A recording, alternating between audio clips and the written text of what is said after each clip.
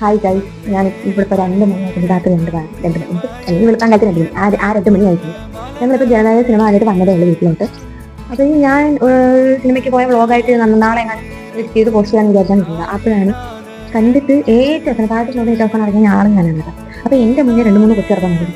അവന്മാര് ഒരു ഡയലോഗ് വരും.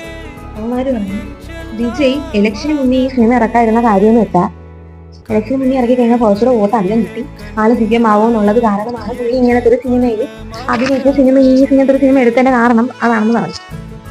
എനിക്കൊരു കാര്യം പറയാനുള്ളത്, ഇലക്ഷന് മുന്നേ ഇത് ഇറങ്ങാതിരുന്നത് നന്നായി. പുള്ളിക്കാരൻ ഇപ്പൊ സിഎം ആയല്ലേ, ഇതിപ്പോ ഇറങ്ങിയില്ലെങ്കിലും ഇങ്ങനെ സിഎം ആവും, ഇറങ്ങിയാലും ഒരു സിഎം ആവും. ഇത് എനിക്കൊന്ന് ഇവന് എന്തൊക്കെയോ കാര്യങ്ങൾ അറിയാം എന്തിനാണ് ഉദ്ദേശിച്ചതെന്ന് എനിക്ക് മനസ്സിലായില്ല. അപ്പൊ ഉടനെ പറയുകയാണ് സിനിമ ഇറക്കിയത് സിഎം ആവുന്നത്, ഒരു സിനിമ ഇറക്കിയ സിഎം ആവാൻ പറ്റും. വോട്ട് ഇപ്പം തമിഴ്നാട്ടിൽ ഇങ്ങനെ സിഎം ആയല്ലോ, ഒരു സിനിമ സിഎം ആയി. നമ്മൾ കേരളത്തിൽ ഇതാണ് കാലങ്ങളും കൊണ്ട് പറ്റും. വോട്ട് ഈ പ്രായത്തിലെങ്കിൽ ഇത്രയും ഫൈറ്റ് ചെയ്ത് ഇത്രയും ഡാൻസ് കളിക്കില്ലേ? അപ്പം പറയും നമ്മൾ മമ്മൂട്ടി മോഹൻലാലൊക്കെ ഫൈറ്റ് ചെയ്യാറുണ്ട്, ഡാൻസ് കളിക്കാറുണ്ട് ഉണ്ട്. എന്നാലും നമ്മൾ ഈ കേരളത്തിലുള്ള ഏതെങ്കിലും ഒരു മലയാളം നടന്മാർക്ക് ഇതേപോലെ സിഎം ഒക്കെ ആവാൻ പറ്റുമോ? പറ്റൂലായിരിക്കുമല്ലേ?